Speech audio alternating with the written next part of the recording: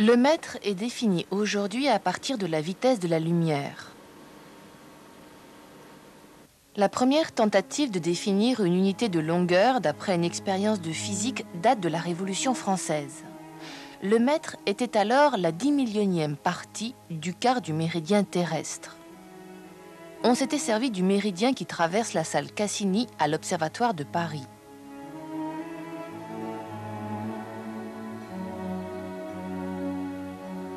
Jean-Pierre Verdet, astronome.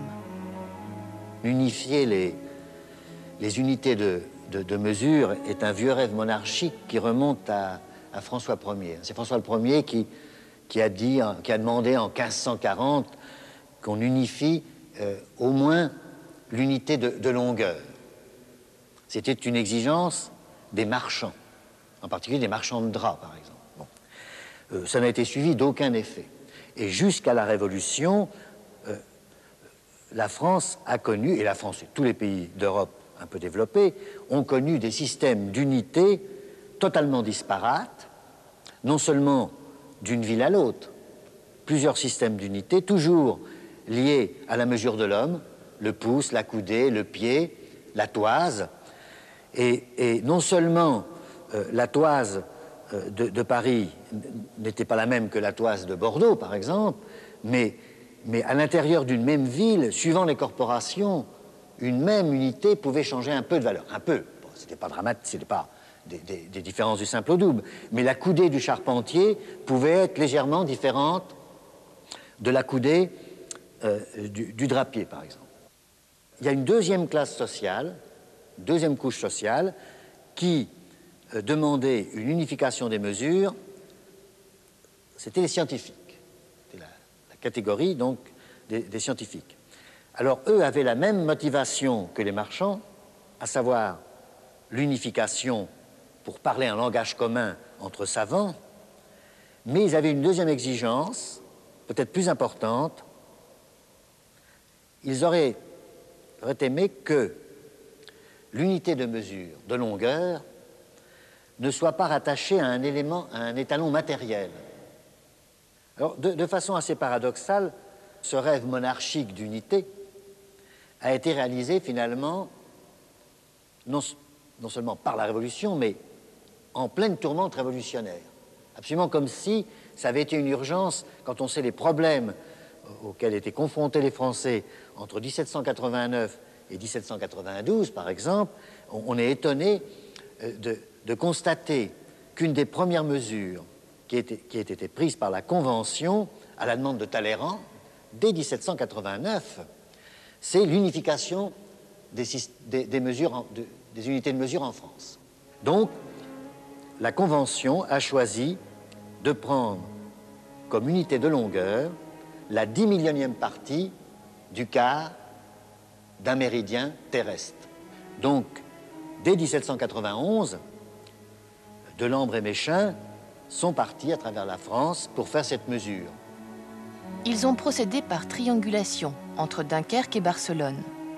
On repère au sol 2 points et on mesure leur distance avec la toise de l'époque.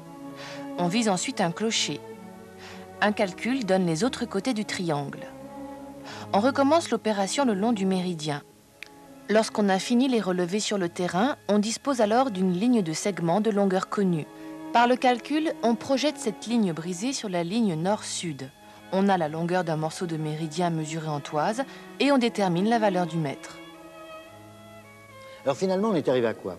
On est arrivé à satisfaire une des deux exigences, à savoir qu'il n'y avait plus qu'une unité de longueur en France, le mètre tel qu'il avait été défini par la mesure d'un arc de méridien.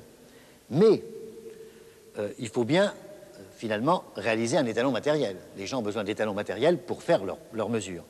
Et on s'est vite rendu compte qu'on ne pouvait pas sans cesse remesurer le méridien de Paris.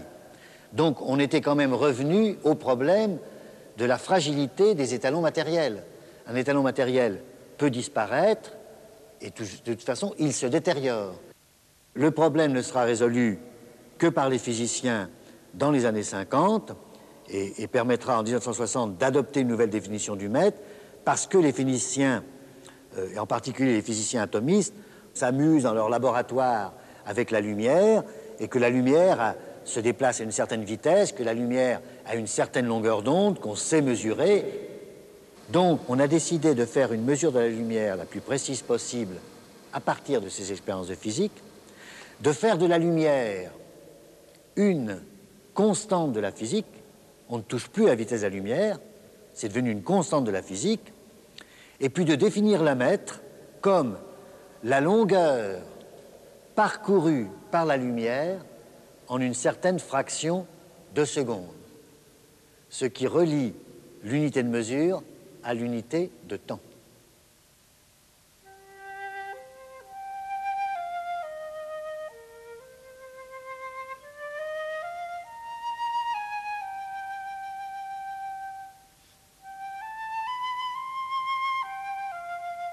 Le kilogramme est la seule unité de mesure qui nécessite encore un étalon matériel. Le cylindre de platine est conservé dans ce caveau fermé. Il est confié à la garde du Bureau international des poids et mesures au pavillon de Breteuil près de Paris. Son directeur, Terry Quinn. Au pavillon de Breteuil, vous n'êtes plus en France, vous êtes sur le territoire international. Nous sommes comme toutes les autres organisations internationales du monde. Et nous travaillons bien entendu avec les instances météorologiques françaises, mais aussi allemands, britanniques, américains, chinois, russes, etc. Il y a 48 États, effectivement tous les États industrialisés du monde. Depuis un siècle, le Bureau international des poids et mesures a mené 3 campagnes de pesées comparatives des copies ou étalons secondaires déposés dans les différents pays. Ces mesures, effectuées avec la balance la plus précise au monde, ont montré la fragilité d'un étalon matériel. La masse se modifie avec le temps. Qu'adviendrait-il si l'étalon de référence se détériorait? Par définition, le kilogramme, c'est la masse de mon petit morceau de platine relié. Si je laisse tomber par terre, par définition, sa masse change, c'est la masse de tout le reste du univers qui change. Si on perd le prototype international de kilogramme, bien sûr, en principe, ça perturbe certaines autres unités. Parce que j'ai dit que parmi les unités de base de SI, le mètre, le seconde et le Kelvin sont indépendantes et liées directement aux constantes fondamentales, aux lois de la physique. Par contre, l'ampère, le candela et le mole, chacun de ces unités demande dans sa réalisation le kilogramme. Donc, si on perd le kilogramme définitivement, même si on réétablit par rapport avec tous les autres témoins qui existent, c'est sûr, il y a un petit changement dans ces autres unités. Et c'est pour ça qu'on cherche une unité liée aux constantes fondamentales. On espère, dans les 10 ans à venir, trouver un étalon reproductible à tout moment et en tout lieu. On pourrait réaliser un cristal de silicium ultra pur aux atomes parfaitement rangés. On compterait le nombre d'atomes du cristal et l'étalon serait lié à la masse de l'atome de silicium, grandeur universelle.